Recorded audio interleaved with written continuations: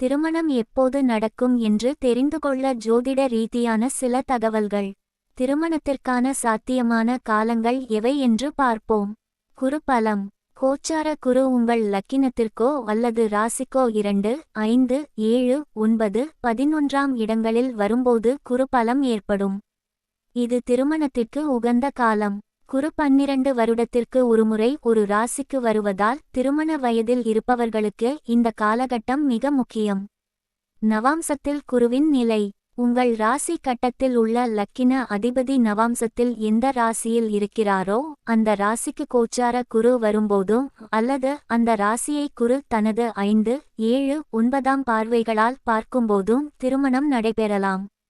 திசா புத்தி காலங்கள். உங்கள் ஜாதகத்தில் 2 குடும்பஸ்தானம், 7 களத்திரஸ்தானம், 11 லாபஸ்தானம் ஆகிய வீடுகளின் அதிபதிகளின் தசா அல்லது புத்தி காலங்களில் திருமணம் நடக்கும்.